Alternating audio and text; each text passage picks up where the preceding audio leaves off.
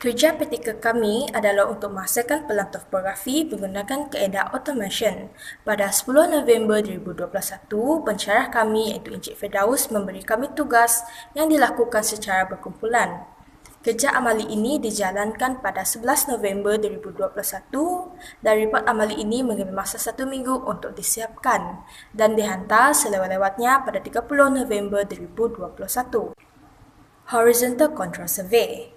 Data kedudukan mendata diselaraskan melalui Horizontal Control Survey.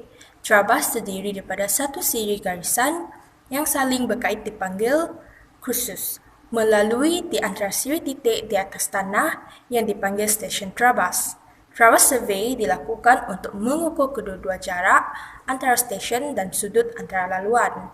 Terdapat dua jenis trabas iaitu trabas terbuka dan trabas tertutup.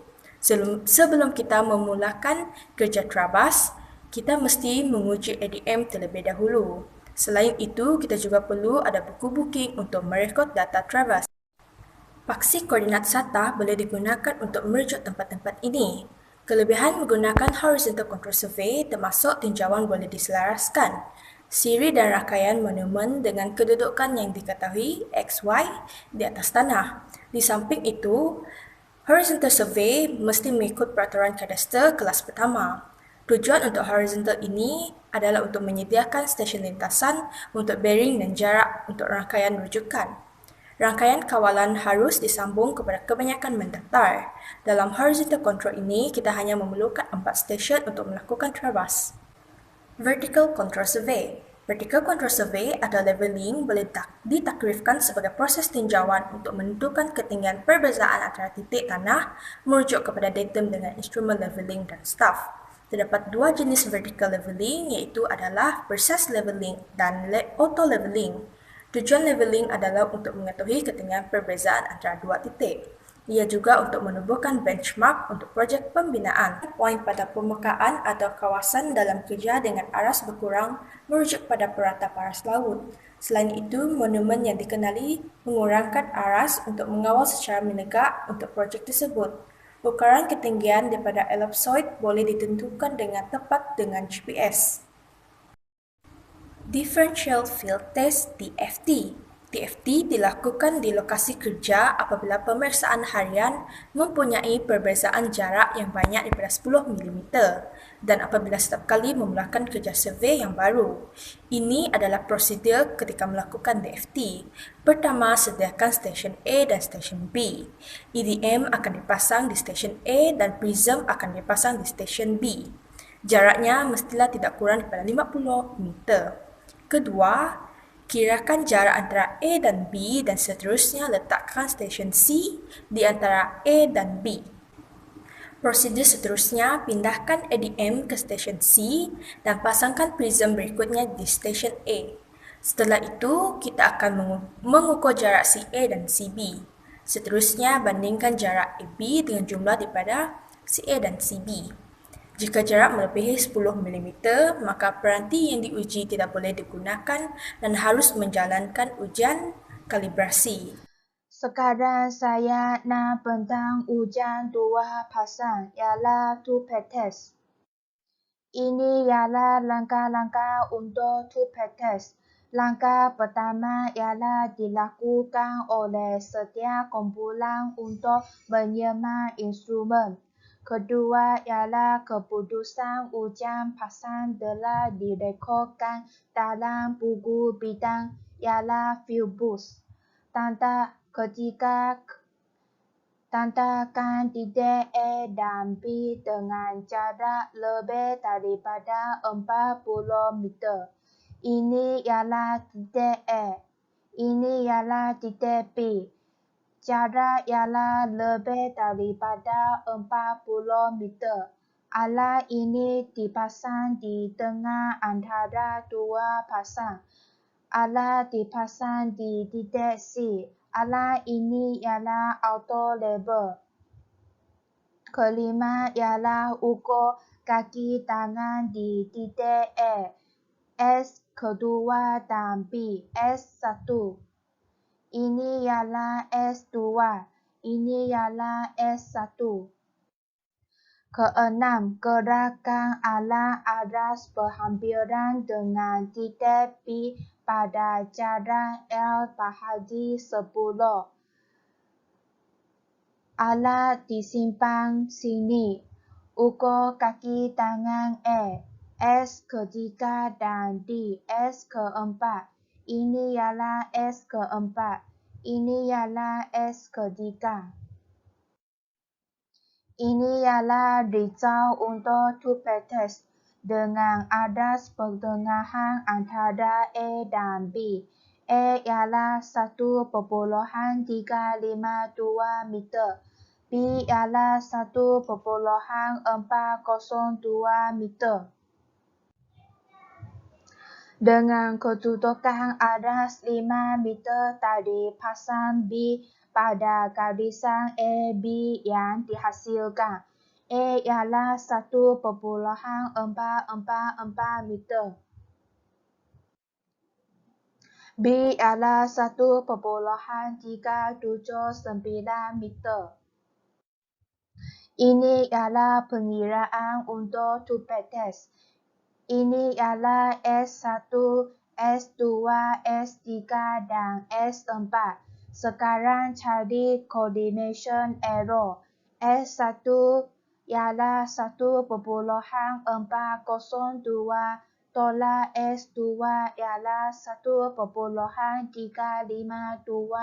tolak S3 ialah 1,379 tolak S4 ialah 1,444. Jawapan dia ialah 0,115. Sekarang cari S,4 ialah 1,444 di ini. Dan tolak 0,115 bahagi 50.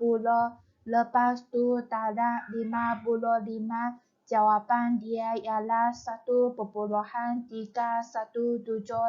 meter. Cari S,3 ialah 1,379. Ini tolak 0,115 bahagi 50 darab 5. Jawapan dia ialah 1,365 meter. Ini ialah cek semula. S,3 tolak S,4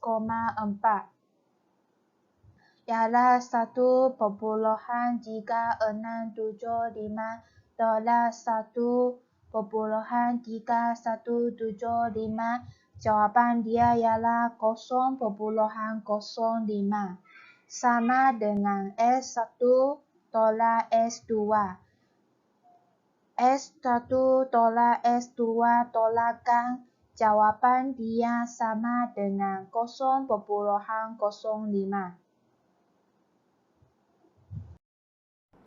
Selamat pagi semua. Nama saya Lau Miu Ying. Nombor pendaftaran ialah 05DGU20F1005. Hari ini saya akan bentang ukur trapas sebelum bermula membuat tinjauan automasi. Ini ialah ukur trapas. Langkah pertama, tanam pikir di kawasan yang kita ingin trapas. Pikir yang ditanam sebagai titik stesen dan jarak antara stesen lebih daripada 30 meter dan kurang daripada 80 meter. Pengukuran dilakukan dengan arah pusingan jam. Dirikan dan siapkan alat. Mula bekerja ukur trapas dengan guna kompas untuk dapat nilai datum.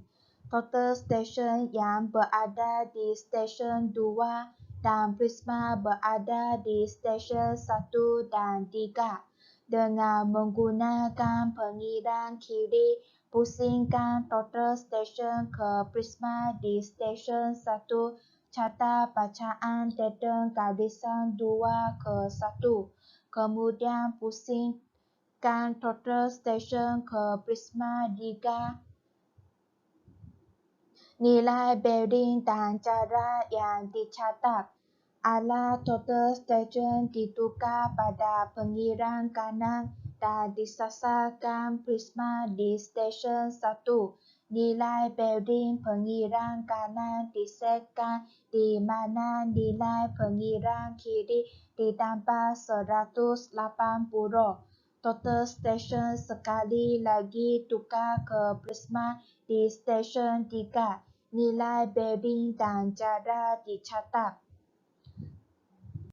Seterusnya, alat total station dipindah ke stesen 3 dan prisma berada di stesen 2 dan 4. Pada pengiran kiri diset nilai bearing 3 ke 2 di mana nilai bearing adalah purata 3 ke 2 ke 3. Jarak 2 ke 3 disemat semula dan nilai dicatat. Total station dipusingkan ke stesen 4. Nilai bearing dan jarak yang dicatat. Alat total station ditukar pada pengiran kanan dan disasarkan prisma di stesen 2. Nilai bearing pengiran kanan diset di mana nilai pengiran kiri ditambah 180. Total station sekali lagi tukar ke prisma di stesen 4. Nilai bearing dan jarak direkodkan. Seterusnya, alat total station dipindah di stesen 4 dan prisma berada di stesen 3 dan 1.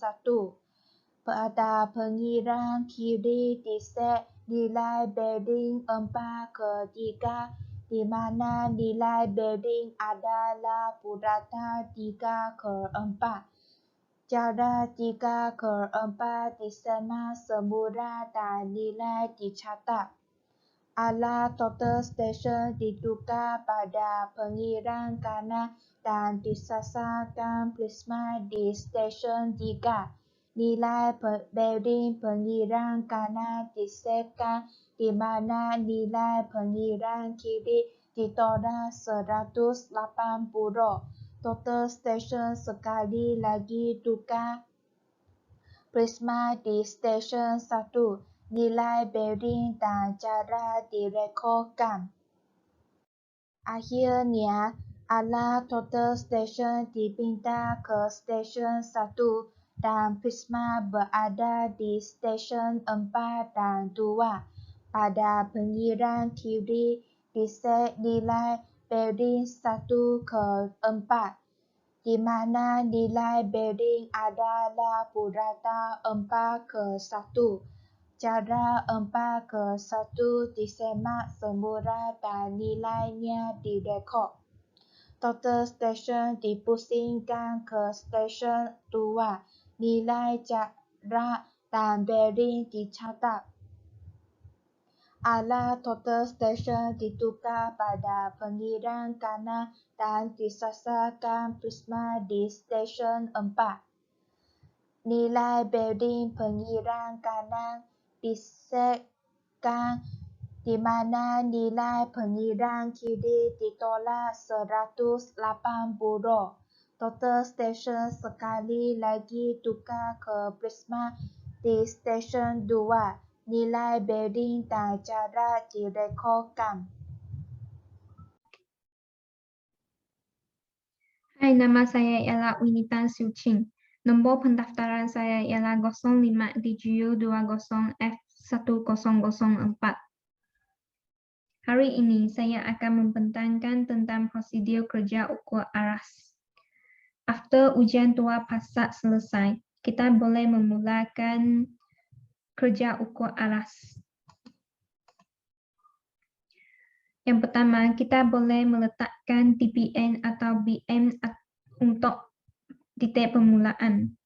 Ini akan menjadi stesen permulaan dan pandangan belakang pertama.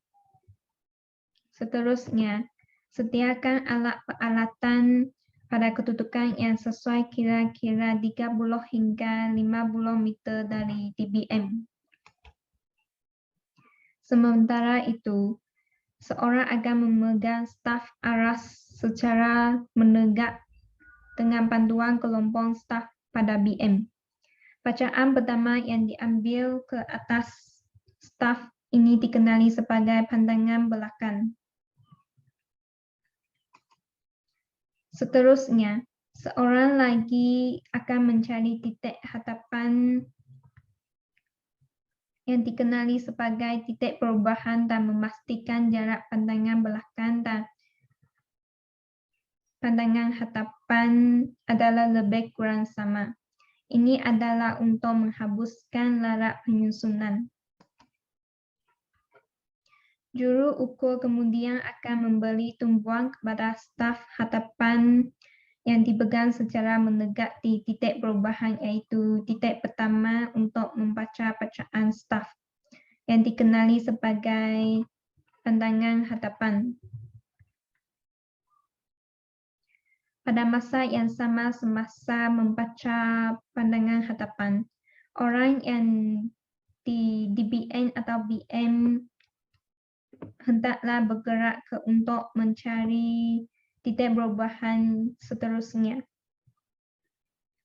Lelaki instrumen hendaklah bergerak ke stesen instrumen 2 untuk memastikan jarak pandangan belakang adalah sama dengan jarak pandangan hadapan. Untuk mendapat bacaan pandangan belakang dan pandangan hadapan dan juga bacaan pandangan pertengahan diambil. Proses ini hendaklah diulangkan sehingga DBM bertekad seterusnya dicapai. Jika DBM lain dicapai, litar aras itu dikenali sebagai aras siri.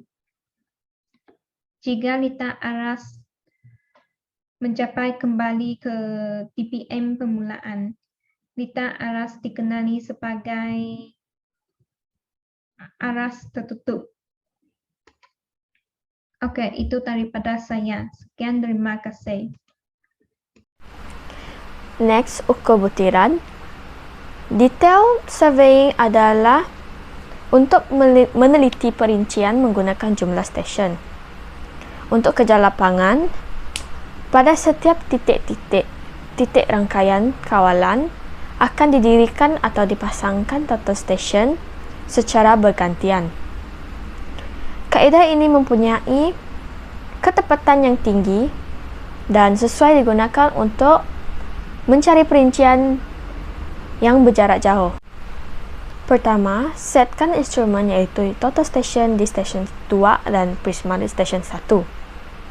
Kedua, terdapat beberapa maklumat yang perlu disimpan dalam jumlah memory station ketika menggunakan konsep kajian otomasi seperti ketinggian instrumen HI, tinggi reflektor dan tinggi prisma mini HR, dan juga bearing dan jarak datum.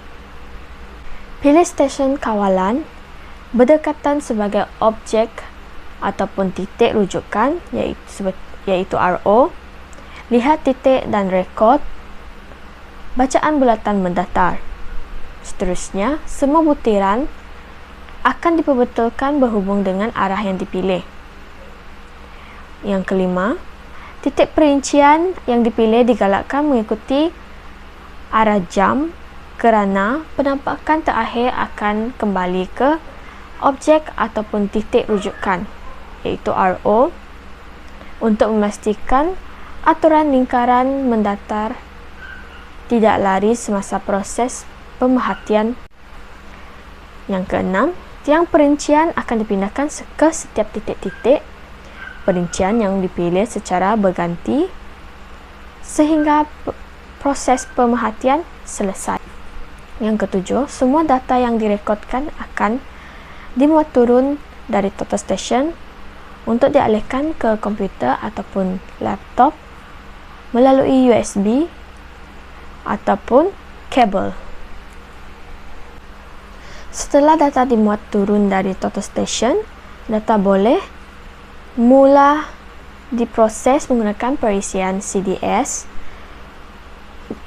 dan AutoCAD akan digunakan untuk langkah terakhir bagi menghasilkan plan kejuruteraan.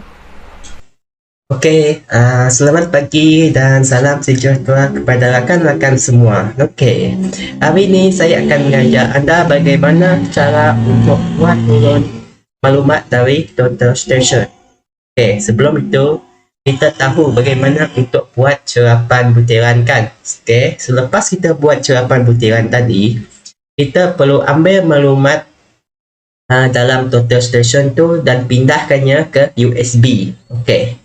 Jadi, saya akan tunjukkan cara dia. Okey, sebelum itu saya memperkenalkan diri saya. Nama saya Oswald Anak Stanley. Nombor pendaftaran saya 05 DGU 20 F1001. Okey. Okey, buat turun maklumat dari Total Station. Okey, yang pertama kita perlu sambungkan dengan menggunakan USB pen drive ke Total Station. Jadi, dalam Total Station dia akan ada sebuah tempat untuk kita masukkan USB dan juga kabel. Okey, jadi saya sarankan kamu pakai USB lah sebab dia lebih senang untuk kita buat langkah seterusnya nanti. Okey. Baiklah, seterusnya yang kedua pula adalah kita kena tekan butang menu di sebelah paparan skrin. Selepas kita tunjuk pen drive tadi, kita perlu tekan menu di sebelah paparan skrin saja. Okey, maksudnya selepas skrin itu dihidupkan, okey, jadi kamu kena tekan nombor 7. Nombor 7 dan dia akan keluar bahagian menu.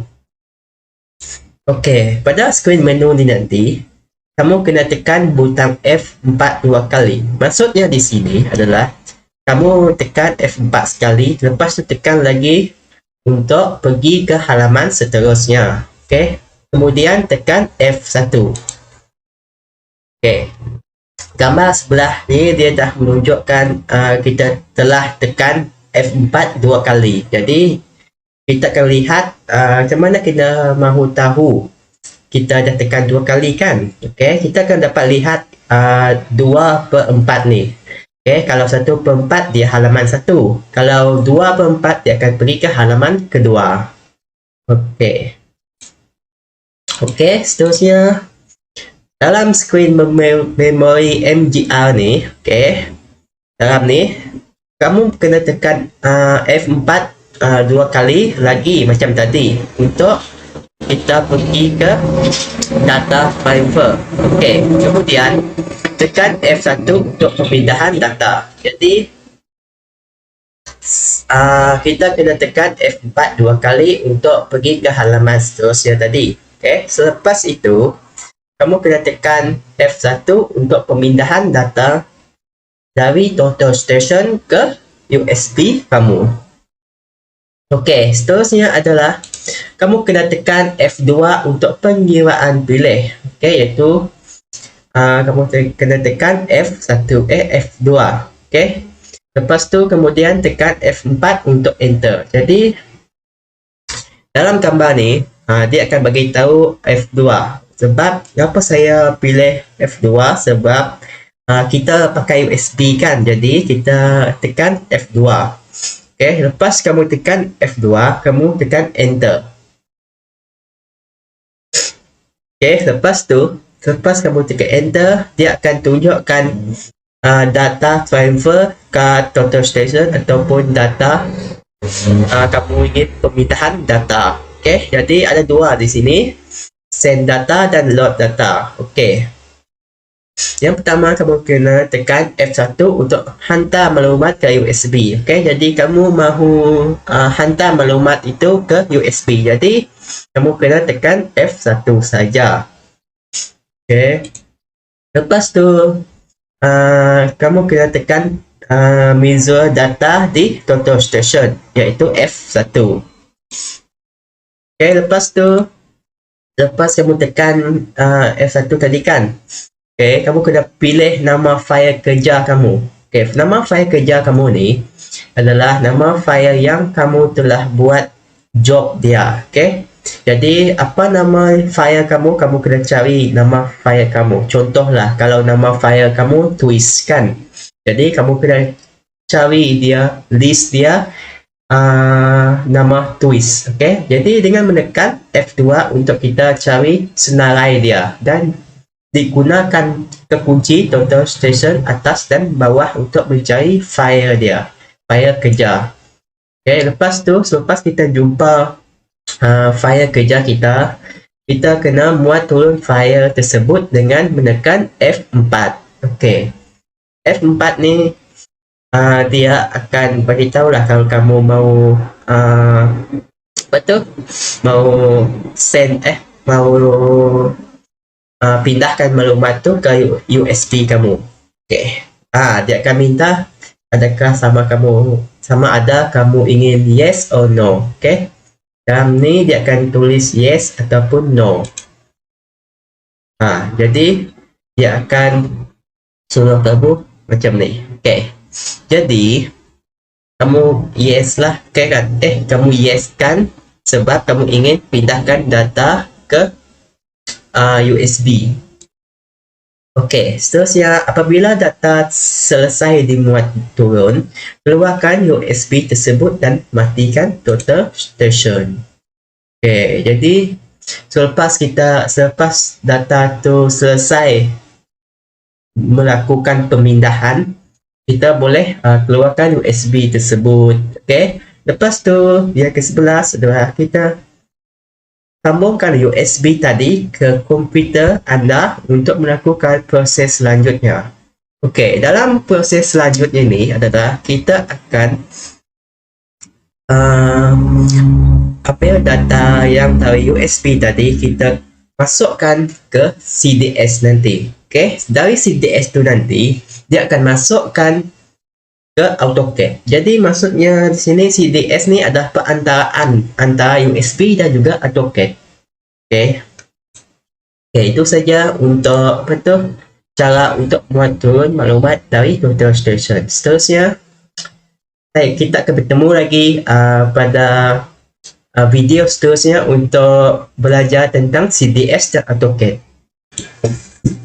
Selamat pagi dan salam sejahtera. Hari ini saya akan mengajar anda bagaimana untuk memindahkan data dari USB ke CDS dan dari CDS ke AutoCAD. Baiklah, sebelum itu saya ingin memperkenalkan diri saya. Nama saya Oswald Anak Stanley. Nombor pendaftaran saya adalah 05GGU20F1001. Okey, baiklah. Langkah yang pertama adalah kita buka dahulu CDS kita. Okey, lepas itu langkah yang kedua adalah kamu klik pada ini, iaitu New Job. Klikkan, lepas tu kamu file name ni kamu tukarkan kepada nama yang kamu ingin namakan untuk file ini. Sebagai contoh, saya letak demo present 1. Okey. Lepas kamu isi ni, kamu tekan open. Okey, di sini kamu akan nampak ada layar kosong. Tempat kosong. Jadi kamu tekan entry kat sebelah file ni. Lepas tu kamu ke data collector. Okay, di sini ada beberapa dia punya data collector. Jadi yang ni jangan tekan ni, tekan ni. Atas ni dia berfungsi sebagai dari total station ke komputer. Maksudnya di sini dia bersambung menggunakan kabel. Jadi cara kita adalah menggunakan USB. Jadi kita hanya perlu import raw data dia. Klik ni. Okay, lepas tu dalam import raw data ni ada banyak station. Banyak total station. Ada banyak jenama dia. Jadi pastikan kamu tahu jenama total station kamu tu. Contohlah, kami kumpulan saya menggunakan Topcon. Jadi klik Topcon. Okay, lepas kamu klik Topcon, kamu klik yang ini. Okay, lepas tu pergi ke raw data file. Dalam raw data file ni, kamu kena cari di mana maklumat amali satu kamu yang kamu simpan. Saya pergi ke download, saya simpan. Lepas tu kalau nak tengok semua file dia, tukar file of type ni pada semua. Okay, lepas tu kamu pergi tekan klik amali satu, open. Okay, lepas ini sudah kamu tukar, ini pun sudah. Ini job ni jangan ganggu. Ini pun survey number jangan ganggu. Lepas tu tekan OK. Tekan OK saja. Dan tekan OK lagi. OK, yes. OK, di sini kita akan dapat lihat dia punya maklumat yang kami telah ambil. Tetapi ada sedikit kesalahan maklumat ataupun maklumat yang salah dalam maklumat ini. Baiklah. Okay, di sini kita akan dapat lihat dari 1 hingga yang ke-7 ni, maklumat ini bukan kami punya. Jadi, apa yang kita perlu buat adalah buang saja maklumat ini. Klik.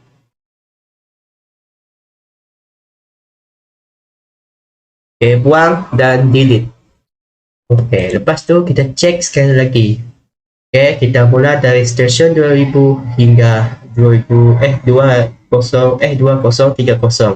tu kita cek pula bearing dia. Bearing dan juga distance dia. Okey. Di sini kita akan dapat lihat selepas 2022 tiba-tiba 2023 dia letak koordinat. Maksudnya kita tak mahu koordinat sebab mengapa kita ambil bearing dan distance dan jarak ni? Sebab kita mahu mengira dia punya koordinat nanti. Okay, tanpa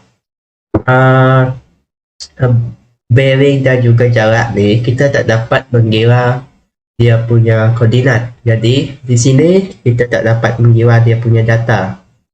Okay, jadi kita terpaksalah mengambil jawapan butiran sekali lagi. Tapi dalam kes ni kita hanya buat demo saja. Jadi apa maklumat yang jawapan butiran yang kita ada adalah jalan dan juga pokok saja. Jadi kita buang tiang lampu ni dan juga cerun ni sebab maklumat koordinat dia maklumat dia sudah salah. Dia minta apa? Bearing dan juga jarak. Tapi dia bagi koordinat. Okey, salah, kita buang.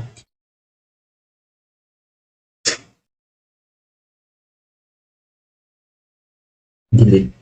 Okey, lepas tu kita lihat lagi, oh, apa yang kurang adalah kita tak ada koordinat dia. Jadi koordinat rujukan. Okey, jadi kita perlu buat koordinat dia. Jadi koordinat ni kita agak-agak sajalah. Okay, tekan F0, insert 2 kali. Tekan insert 2 kali di keyboard. 1, 2. Okay, jadi kita letakkan ni sebagai 1, 2. Di PC ni kita letak station 1, station 2. Okay, tinggi ni kita letak 25.645. Jadi kita ni kita anggar sajalah tinggi dia ni 25.645. Okay, lepas tu kita klik ni. Agak-agak sajalah koordinat dia bagi 1000 macam tu. Okay, lepas tu ni pula. Okay, lepas tu atas ni kita mau cari koordinat untuk 1D. Macam mana nak cari koordinat ni? Okay, menggunakan formula latih dan lipat.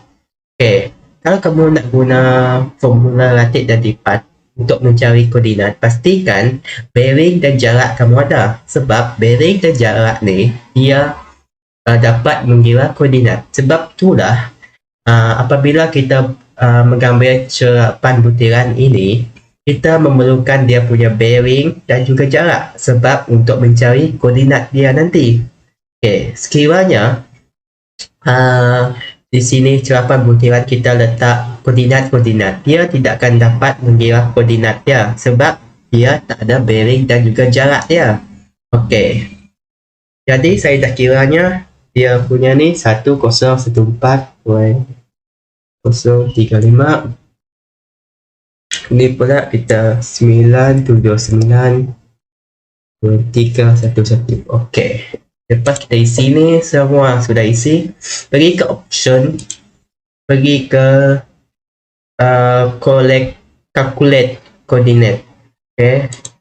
Lepas calculate coordinate, dekat option lagi pergi ke show coordinates. Okey, dalam ni dia akan tunjukkan koordinat untuk 2000 hingga 2022. Okey. Kamu nampak dia tidak teratur kan? Jadi kamu tekan option lagi, calculate coordinate. Okey, dan dia lah teratur lah. Okey, lepas tu kamu tekan option lagi, pergi ke store data in database. Okey, lepas tu tutup ni. Okey, kamu pergi cari apa tu?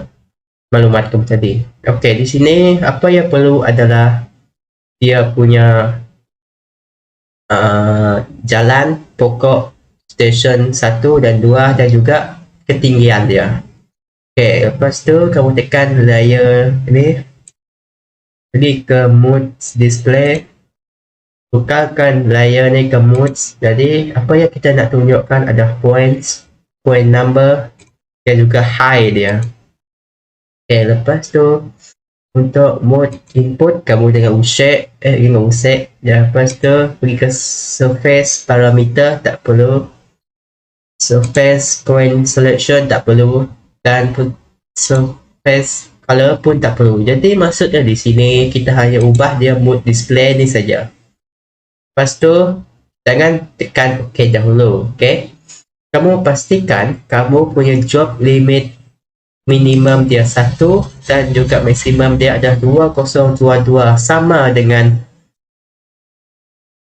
ini. Okey, jadi dia start dari 1 hingga ke 2022. Okey, lepas kamu tu kamu tekan OK.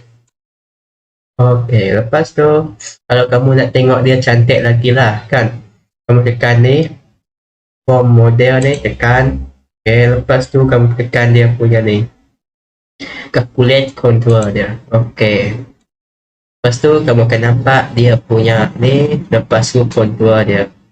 Okay, lepas tu lepas kamu selesai buat ni, kamu pergi ke file, pergi ke plot parameter. Okay, di sini kamu kena tukar nama kepada apa. Jadi di sini saya tukarkan pada Amalie's Work 1. Okay, lepas tu saya tukar dia juga, saya tick, saya tanda 3D to drawing. Okay, itu saja yang perlu kamu ubah. Lepas tu kamu pergi ke point param ni, klik. Lepas tu di sini kamu kena tandakan point high, points dan code saja. Lepas tu kat point selection ni kamu tanda by layer. Okay, lepas tu kat string param ni kamu jangan usik lah. Okay, kat sini tak perlu usik. Lepas tu contour ni kamu tekan contour ni, lepas tu kamu ni klik ni major label dan juga minor label. Okay, itu saja. Lepas tu tekan OK. Okay, lepas tu kamu tekan file lagi. Lepas tu barulah kamu boleh export to drawing. Tekan drawing, yes. OK, dan dia akan keluar macam ni. OK, kita akan sambung lagi dengan AutoCAD. OK, jadi selepas kita pindahkan CDS ke AutoCAD, jadi kita kena ubah dia punya ni. Kita mesti buat editing. Okey, jadi ini kita movekan kat sini. kita boleh rotate dia. Ikutlah apa aktiviti kamu masing-masing lah. Jadi supaya dia nampak kemas, cantik dan juga mudah untuk orang lain faham. Okay. Jadi sebelum kamu ubah dia punya tulisan ni, kamu kena ubah dia punya unit. Okay, unit ni sangat penting dalam AutoCAD. Kalau unit kamu salah, maksudnya distance, jarak dan juga bearing yang akan AutoCAD itu buat adalah salah juga. Jadi kamu tekan unit. Dalam unit ni kamu kena tukar ini kepada 30 saja. Lepas tu kamu tukar position ni ke 3. Okay. Kan ni. Lepas tu ni tukar ke degree. Right. So type dia degree, minit dan second. Lepas tu tukarkan ini unit dia ke meter. Lepas tu direction pergi ke knot. Okay, tekan OK. Lepas tu clockwise dia kamu tanda. Lepas tu tekan OK. Lepas tu station 2. Okay, kita start buat line station 2 dulu. 2 ke jalan ni. Pastikan belum kamu buat line, pastikan kamu sudah buat macam ni dahulu supaya senang untuk kamu nampak dia punya tanda T nanti. Okay. Jadi kita akan mula dari sini sebab serapan butiran kita mula dari sini, lepas tu dia ke sini, sini, sambung sampai dia membentuk sebuah jalan. Jadi di sini kita mahu buat jalan. Okay, selepas kita buat jalan, kita akan buat simbol pokok. Okay. Jadi dari sini kita klik ni, tanda. Okay, sambungkan saja.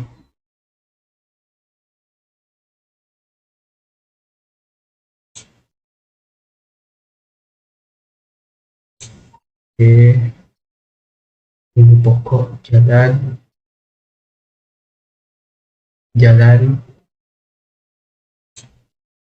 Pokok jalan. Pastikan kamu sambung tepat-tepat lah, jangan macam tidak bersambung macam tu. Okay, klik ni, jalan. Lepas tu jalan ni, yang 2 ni pokok P. Yang ni kamu sambung sampai habislah. Sambung. Okay.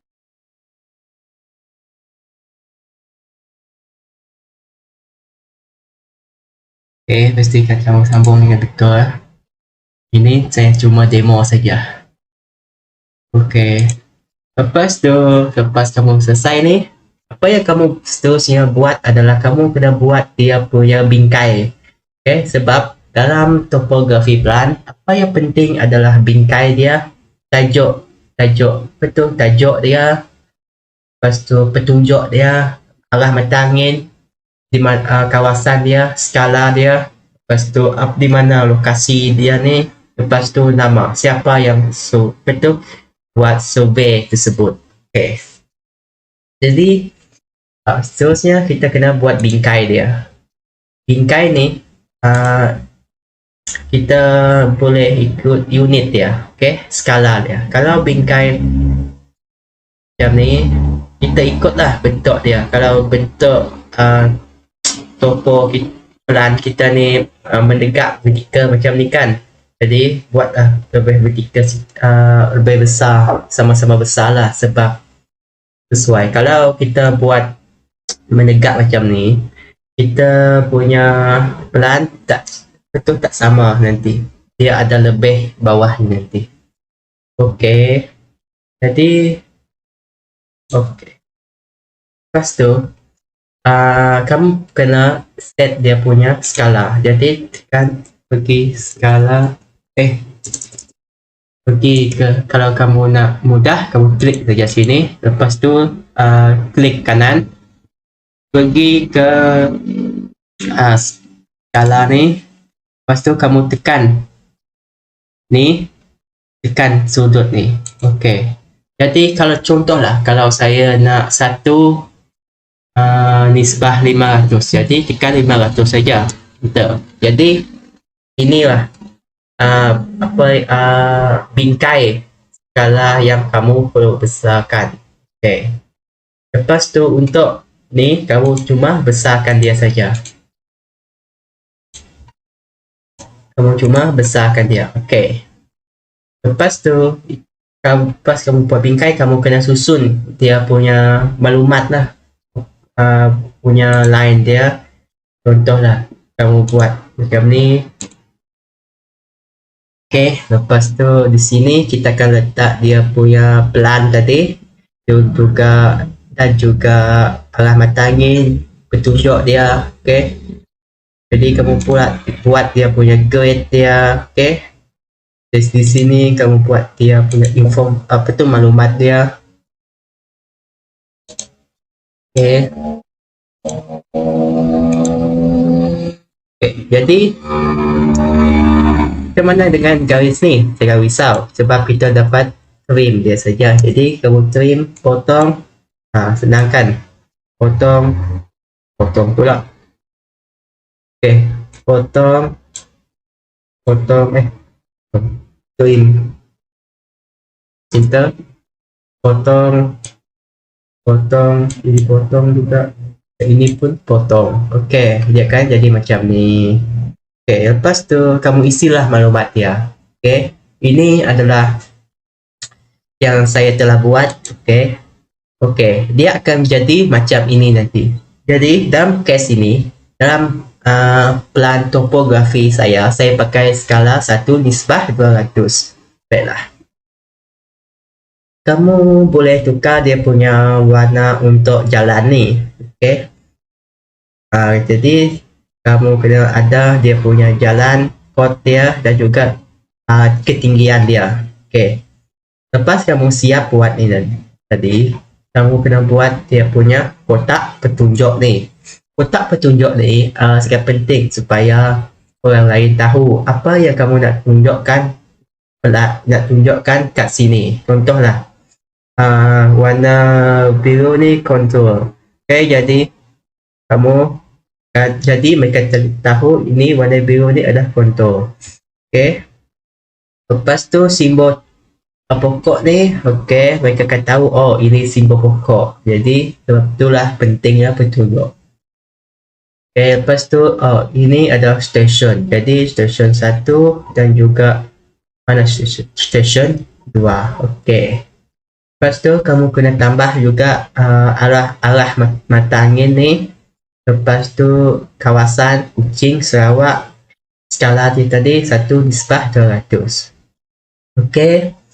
Untuk grade ni, macam mana kita mahu tahu 2453, 3403 ni?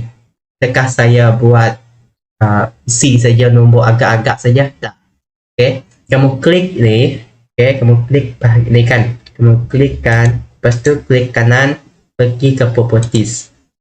Kat properties ni, kamu akan nampak dia punya ni, koordinat dia. Jadi, kamu ambil koordinat ni 2453.147 untuk Y. Y atas lah. Okay, jadi kamu isi dia. Okay, macam itulah saya nak buat apa tu, grid dia dan koordinat dia. Okay, grid ni pastikan jarak ni dan ni sama lah.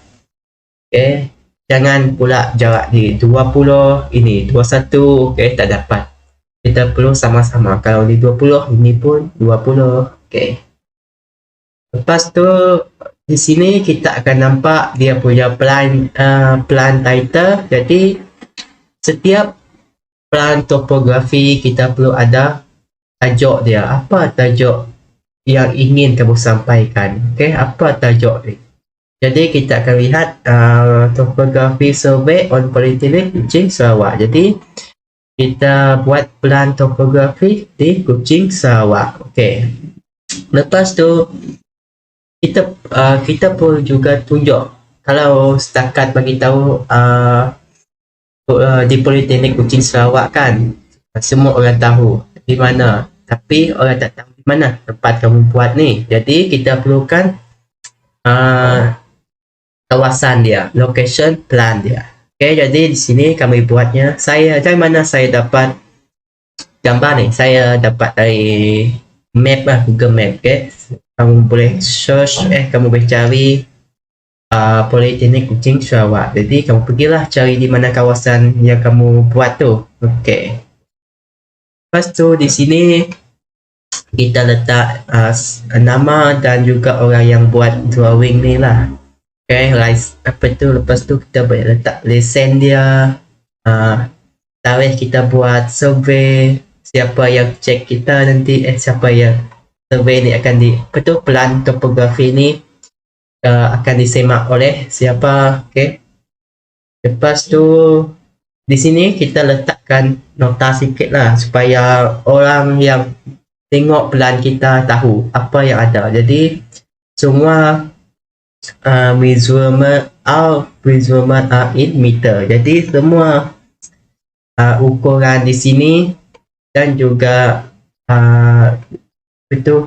reduce level dia menggunakan meter. Okay. Lepas tu apa yang kamu kena buat selepas kamu siap letak grade dia, koordinat dia, plan dia kamu dah susun cantik-cantik, petunjuk dia, arah mata angin, kawasan, skala, tajuk dan sebagainya, kamu kena tekan ni. Tekan plot ni, kan klik di sini. Kita mahu pindahkan lukisan AutoCAD kita ke atas PDF, ke atas kertas seperti PDF lah. Okay. Jadi kamu tekan name, pergi ke none, bukan ni, pergi ke AutoCAD PDF. Okay. Di sini saiz kertas dia kita boleh pakai A3 lah. Kita pakai full lah supaya dia nampak cantik. Kita pakai penuh, jadi kita pilih A3. Okay, lepas tu ni kamu klik window, kamu klik ni sampai sini. Okay, dia akan nampak full kan. Okay, jadi lepas tu kamu fit to paper. Lepas tu kamu bolehlah tekan OK. Okay, lepas tu barulah kamu save dia. Okay, ini saya dah buat lah. Jadi selepas kamu tekan OK, dia akan keluar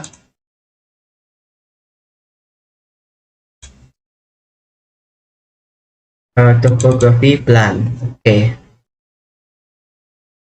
Okay, dia akan keluar macam ni. Jadi kita sudah buat topografi plan dalam AutoCAD dan juga kita dapat pindahkan lukisan ni ke PDF. Jadi kita sudah siap untuk bahagian cerapan butiran. Lepas kita buat cerapan butiran, kita buat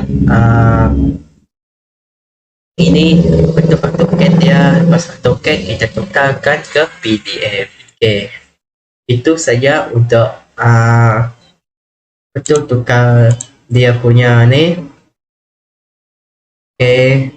Itu saja untuk hari ini. Okay, sekian. Terima kasih.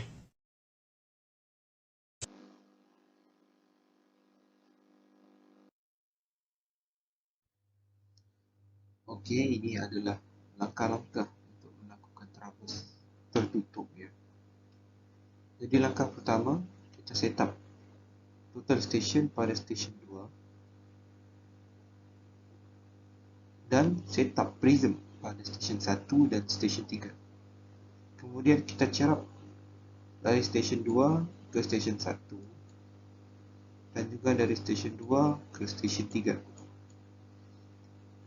Selepas selesai mencerap data, kita alih total station ini daripada station 2 ke station 3 dan kita set up pula prism pada station 2 dan station 4 prism. Kemudian kita cerap data daripada stesen 3 ke stesen 2 dan juga daripada stesen 3 ke stesen 4. Selepas selesai mencerap data untuk stesen 3, kita alih pula total stesen ini dan setup pada stesen 4. Kemudian setup pula prism pada stesen 1 dan juga pada stesen 3. Cerap data pada stesen 4 ke stesen 3 dan cerap data pada stesen 4 ke stesen 1.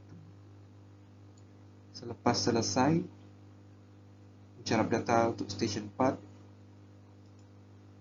kita alih semula total stesen pada stesen 1 dan prism pada stesen 2 dan juga pada stesen 4. Jadi kita cerap data dari 1 ke 4 dan dari 1 ke 2. Itulah cara-cara mencerap data untuk Traverse. Baiklah, saat ini saya akan menunjukkan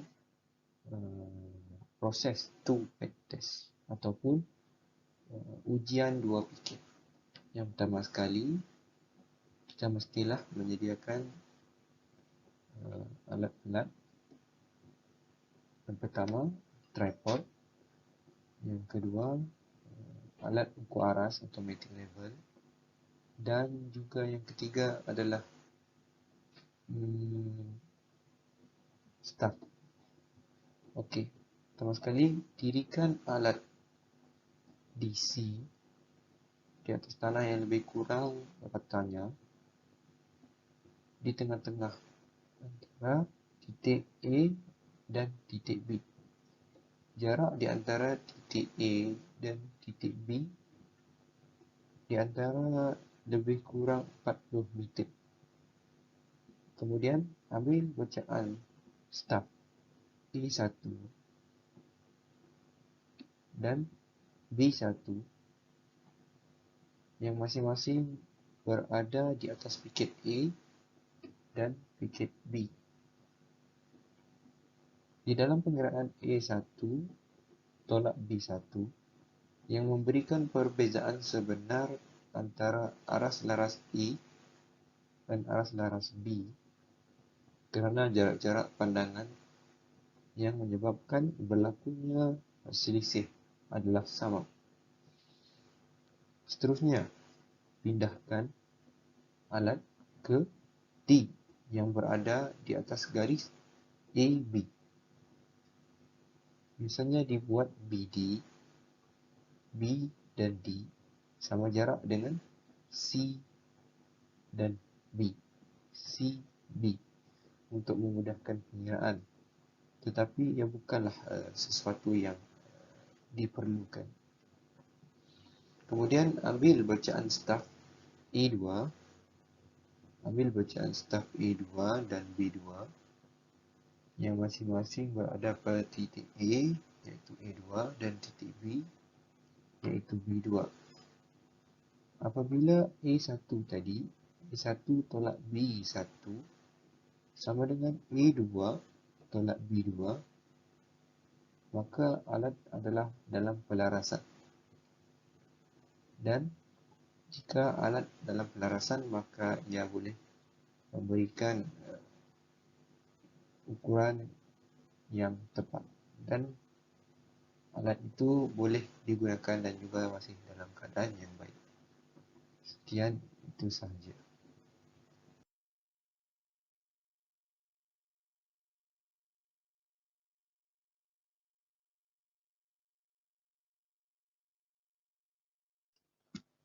Ini adalah pelan topografi yang dihasilkan oleh kumpulan kami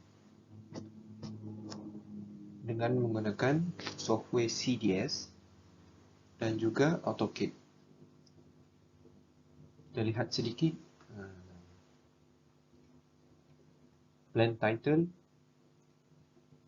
Topographic Survey on Polytechnic Kuching Sarawak.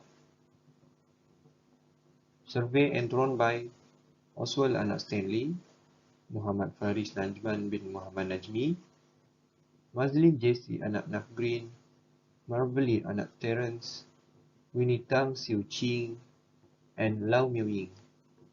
Date of survey 11 November 2021.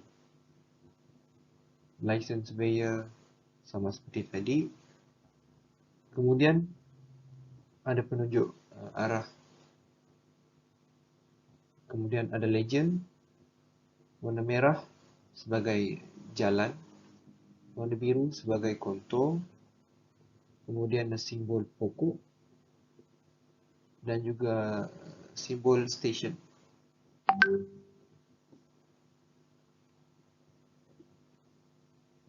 Itu saja. Kesimpulannya, kami telah menyiapkan kerja amali 1 ini dengan jayanya serta mendapat tunjuk ajar daripada pensyarah kami iaitu Encik Muhammad Firdaus bin Aminuddin. Daripada kerja amali ini, kami mengetahui cara-cara membuat tinjauan topografi menggunakan kaedah automation dan kami juga tahu bagaimana untuk memproses data dan menghasilkan pelan topografi menggunakan persian Civil Design and Survey CDS dan persian AutoCAD.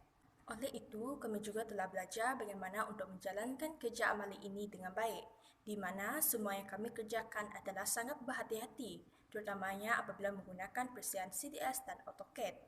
Kami pasti semoga ilmu yang kami perolehi daripada kerja amali ini dapat membantu kami dengan baik apabila kami mula bekerja suatu hari nanti. Sekian dan terima kasih.